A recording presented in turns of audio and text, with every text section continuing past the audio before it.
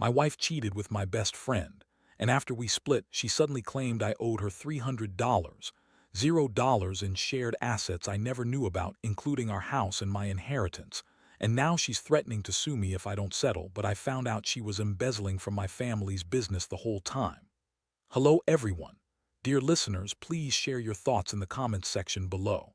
And don't forget to like, share, and subscribe. Now, let's begin the video. Using a throwaway for obvious reasons, with certain specifics modified to preserve anonymity. I never thought I'd be the guy sitting here, writing about how my wife cheated on me with my best friend. It's like some bad soap opera, but it's real. The craziest part, the whole thing unraveled in a matter of days, and I had no idea what hit me until I started digging. Honestly, I should seen it coming, little signs, weird behavior, but I was too blind or maybe just too trusting. My wife, Lisa, always acted like she was the queen of the world. She's gorgeous, smart, and she knew it. She had this way of throwing around her charm and making everyone feel like they were lucky just to be in her orbit. We'd been married for about 5 years, and at first, things were good. We had a nice house, decent jobs, and a pretty stable life. But over the past year, I started noticing small things. She'd be on her phone more than usual, hiding her screen when I walked into the room. She'd cancel plans last minute, saying she was too busy, even though I knew she was just avoiding something. I told myself it was just work stress or maybe she was tired. We fight sometimes, but nothing major, just typical marital disagreements. Still, I felt a weird distance growing between us. I chalked it up to her being busy, ambitious, maybe a little bored. But then I found her phone one night when she left it on the kitchen counter. I wasn't snooping, I was just grabbing a glass of water, but her messages caught my eye. There was a string of texts to someone named Jake, calling each other babe and talking about meeting up for fun. That was the first time I felt a cold, not tighten in my stomach. I didn't confront her then. I was stunned, almost numb. Instead, I started paying closer attention. Over the next week, I noticed her phone was always hidden, her excuses for leaving the room suddenly more urgent. She was suddenly working late a lot, and her stories about where she went never quite added up. I also caught her in little lies about money, like how she'd say she spent a little on clothes, but then I saw a charge for a fancy dinner with a strange man's name on the receipt. That was when I knew something was seriously wrong. What really pushed me over the edge was discovering a hotel in her purse one day. It wasn't mine. My heart sank. That's when I decided I needed to know the truth. I started snooping through her emails and social media, and that's when I found the messages with Jake and more. She'd been sneaking around, hiding her phone, lying about where she was. And the worst part, I found out she'd been cheating on me for months. I felt like I'd been punched in the gut. It was a betrayal I never saw coming. The thing that stung the most was how she lied about everything. She'd always been so convincing, so charming when she wanted to be. But behind my back, she was with my best friend, Max. They'd been sneaking around, meeting up late at night, sometimes even in our house when I was out of town for work. I found texts where she was bragging about how Max makes her feel alive again, and how she hated being married to someone so boring. It was like everything I thought I knew about her was a lie. I remember sitting in my office, staring at the phone, trying to process what I'd just read. My hands were trembling. I felt betrayed, humiliated, and furious.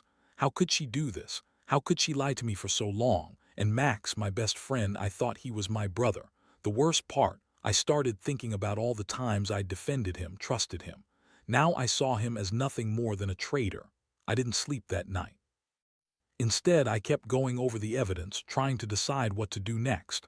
I was angry but also heartbroken. I'd built my entire life around her, and now I felt like I'd been living a lie.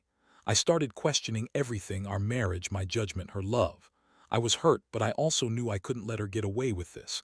If she thought she could cheat and lie her way out of it, she was dead wrong. I had to confront her, and I had to do it soon. The confrontation was inevitable. I couldn't keep pretending I didn't know. One night, I decided I had enough. I waited until she came home from her work dinner, which I already knew was a lie. I was sitting in the living room, my phone in hand, ready to lay everything out, When she walked in, I could see the nervous flicker in her eyes. She knew I knew, and she was already trying to spin her way out of it. "Lisa," I said, my voice steady but cold, "we need to talk." She looked surprised, then defensive. "What's this about?" I pulled out the phone and showed her the messages with Jake, the hotel, the charges on her credit card. Her face drained of color and she started to stammer. "That's not what it looks like," she said quickly. "You're overreacting, it's just a mistake." "No, Lisa," I cut her off. "It's not just a mistake, it's months of lies, cheating, and betrayal. I know about Jake, I know about Max, I know about the dinners, the secret meetings. Tell me, how long has this been going on?" She looked desperate now, her lips trembling. "You don't understand, things have been—" "Save it," I snapped. "You've been lying to my face for months. All the times you said you were working late or going to the gym. You were with them, with him, with Max." She broke down then, tears streaming down her face. "I didn't mean for it to happen, it just did. Max was there for me when you're so busy with your work, and I needed someone who actually listened for once. I swear I never wanted to hurt you. It was just sex, nothing serious." That was when I saw how little she cared about the damage she'd done. "Just sex," she said. Like that made it okay. Like I was supposed to forgive her because she was lonely or some crap. I felt rage boiling inside me. How could she be so selfish? How could she lie and cheat with my best friend and then try to brush it off like it was nothing?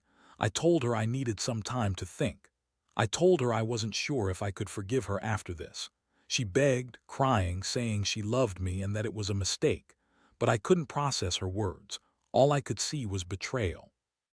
I knew I had to get out of this mess, but I didn't know how. I just knew I couldn't trust her anymore. That night I sat alone in the dark trying to piece together everything. I felt like my entire world was crashing down. I kept asking myself, how did I miss all of this? How did I not see it coming? The truth was, I'd been so wrapped up in work and trying to build a life that I ignored the signs. Now I was paying the price. The next morning I woke up with a plan. I decided I'd gather evidence, get legal advice, and figure out what my options were. I knew she'd try to manipulate the situation, maybe even try to turn things around on me.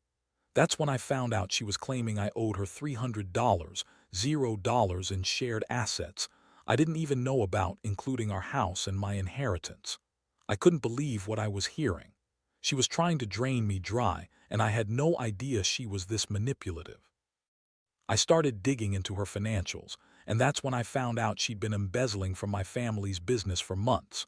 All those expenses, those investments, they weren't just innocent spending. She'd been siphoning off money, cooking the books, and funneling cash into her own accounts. That's when I realized she was a lot more dangerous than I thought. She was willing to ruin everything to get her way. I confronted her again, this time with proof. Her face twisted in anger and fear. "You're lying," she spat, trying to deny everything. But I had the bank statements, the emails, the receipts. She was caught red-handed.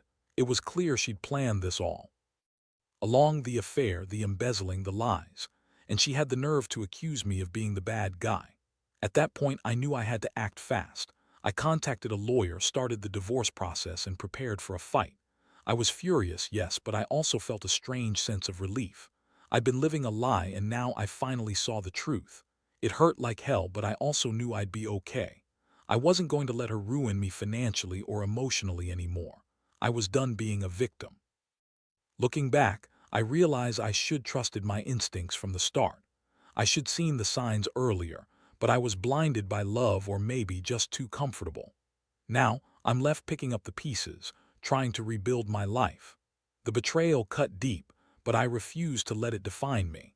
I've learned that sometimes the people closest to you can turn out to be your worst enemies, and the only way to survive is to face the truth head-on and fight back. After I gathered enough evidence and made the decision to end things, everything moved fast. I hired a lawyer who specialized in divorce and financial fraud, and from there, things escalated quickly. Lisa, of course, was furious when she realized I was serious about cutting her out. She started to spin her stories even more, claiming I was overreacting, that I was paranoid, and that I owed her a share of our assets because we'd been married for so long. She even threw in the line that I wasn't the same man she married, which was her way of trying to guilt me into backing down. But I wasn't buying it. I knew her game. She was trying to manipulate the situation, probably hoping I'd just settle and go away. But I'd already seen through her lies. The house she was claiming I owed her half of. It was in my name, but she insisted I was mistaken. She kept bringing up the inheritance I'd received from my grandfather like she thought she could claim part of that too. The more she talked, the more I realized she was trying to rewrite history, to make herself look like the victim while she was the perpetrator. Meanwhile, I kept digging into her finances, and that's when I found the real bombshell. She'd been embezzling from my family's business for over a year. I discovered she'd been siphoning off thousands of dollars every month, using fake invoices and shell companies to hide the trail. She'd even created fake employees and fake expenses to cover her tracks. My family's business was profitable, but now I saw how much she'd stolen, enough to cause serious damage if it ever came out. I couldn't believe I married someone capable of that level of deception.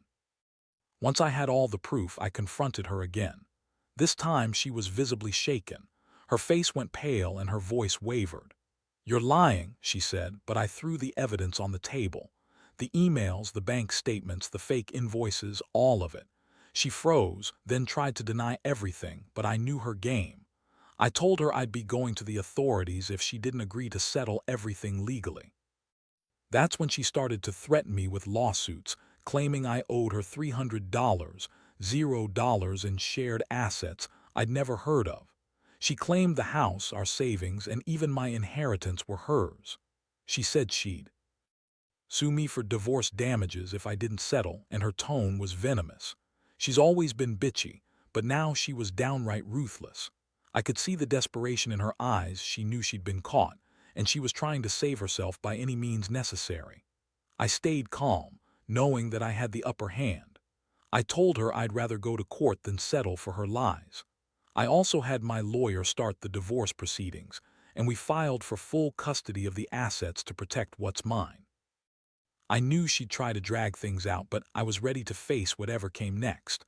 I couldn't let her manipulate me or my family anymore. I'd been played for a fool long enough.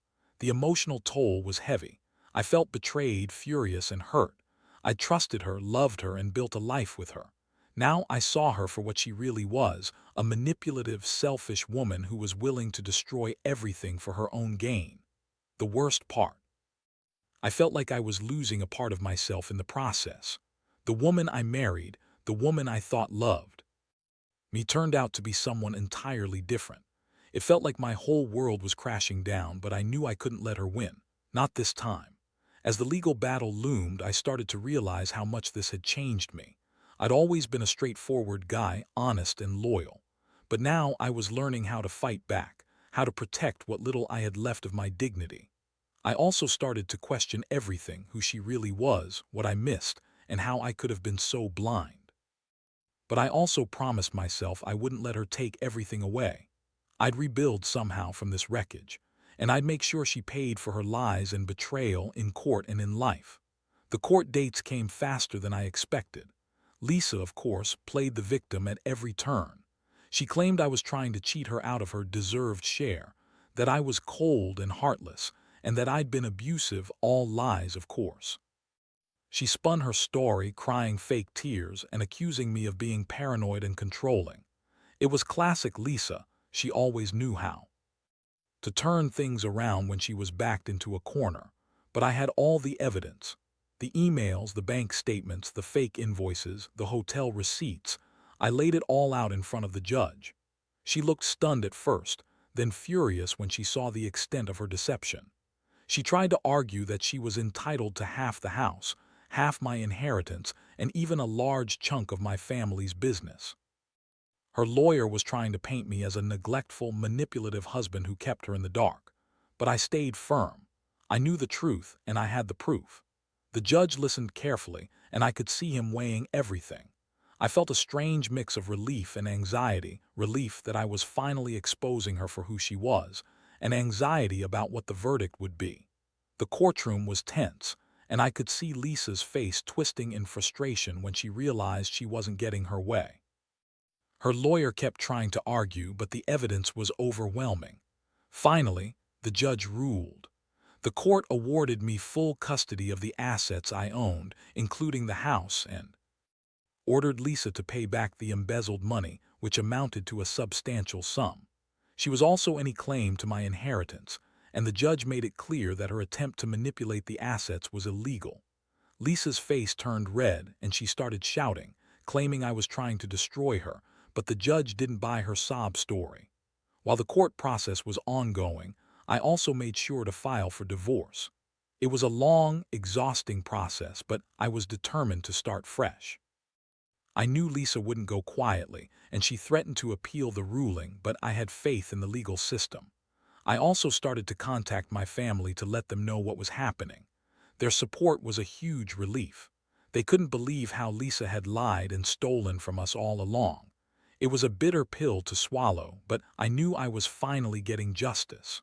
Throughout it all, I couldn't help but feel a deep sense of betrayal. The woman I'd loved and trusted for years had been secretly planning her betrayal from the start.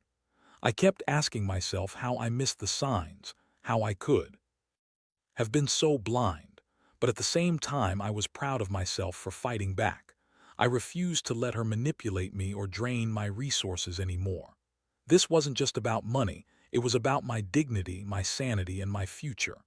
There were moments I felt like giving up, like the world was against me. But I remembered the promises I'd made to myself, to be honest, to be strong, to stand up for what's right. I started therapy to deal with the emotional fallout, and I found strength in my family and friends who supported me through every step. I also started to rebuild my life piece by piece. I got rid of the toxic environment she created, and I focused on moving forward no matter how painful it was.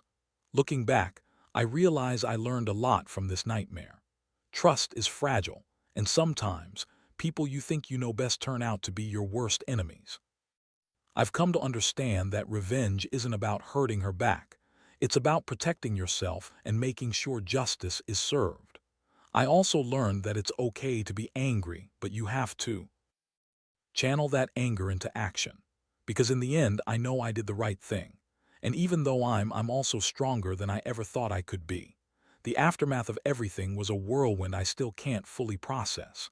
After the court's decision, Lisa's world collapsed even more. She tried to fight the ruling, filing appeals and throwing tantrums like a spoiled child, but the evidence was too solid. The judge's decision stood, and she was left with nothing but her lies and a bitter taste of defeat.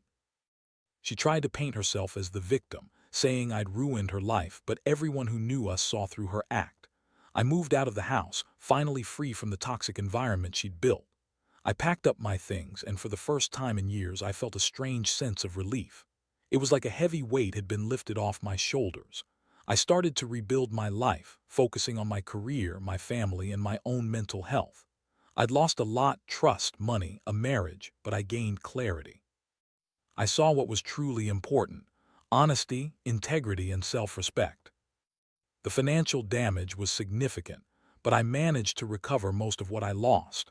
With the court's ruling and her being unable to claim anything further, I finally had peace of mind. I kept a close eye on my finances, making sure Lisa couldn't manipulate or steal from me again. I also took steps to protect my inheritance, setting up trusts and legal safeguards to prevent any future interference. The betrayal had opened my eyes to how dangerous people can be when they're willing to lie, cheat, and manipulate to get what they want. Emotionally, I was shattered. I went through waves of anger, sadness, and even guilt. Guilt for trusting her so blindly, for not seeing the signs sooner. I questioned everything: my judgment, my love, my entire life with her. But over time, I realized I had to forgive myself. I couldn't keep carrying this pain forever. I started therapy, talking through my feelings, and slowly I began to heal. It wasn't easy, and some days I still feel the sting of betrayal, but I'm learning to live with it. My friends and family were incredible through all of this. They stood by me, offering support and reminding me of my worth. My parents especially were furious when they found out about her theft and betrayal. They couldn't believe how someone so close could do something so calculated. Their support helped me realize I wasn't alone, and I started to see a future beyond the wreckage. In the end, I learned a lot about trust and boundaries. I've become more cautious, more aware of red flags, but I haven't lost faith in genuine relationships. I now know that people can surprise you, sometimes in terrible ways, but that doesn't mean everyone is like that. I've also come to understand that revenge isn't about hurting her anymore. It's about protecting myself and making sure she can't hurt me again. Justice was served, and I finally feel like I can move on. Most importantly, I've learned that you have to stand up for yourself, even when the odds seem stacked against you, that you can come out of betrayal stronger and more resilient.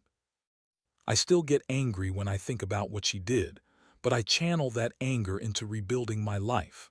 I'm not perfect, and I have scars, but I'm alive, I'm free, and I'm finally ready to start fresh. That's what matters most now. Looking back, I realize how much this whole ordeal changed me, but I also know I came out of it stronger than I ever thought possible. I used to believe in fairy tale endings, in the idea that love could conquer everything. But now I see that sometimes the real victory is just surviving and reclaiming your life after betrayal. I learned to trust my instincts more, to listen to that little voice inside that whispers when something's off, instead of dismissing it like I did before. What really hits me now is how much Lisa's betrayal revealed about her character, or rather, her lack of it. She lied, stole from my family, manipulated me, and then tried to spin the story to make herself look innocent. It's astonishing how someone can be so selfish and ruthless, all in the name of what? Money, lust, power.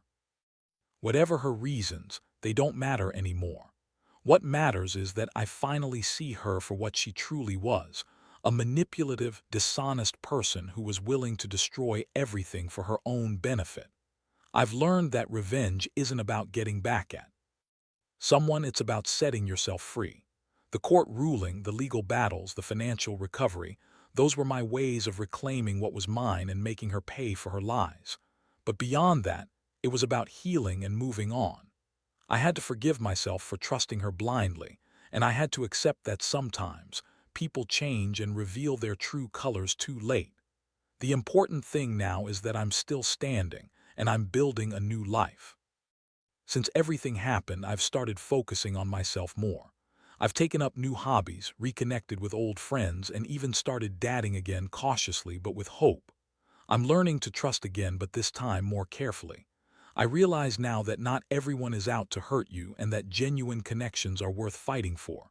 I also want to warn others, don't ignore the signs. If something feels off, pay attention. Trust your gut. Because when you ignore red flags, you risk losing everything.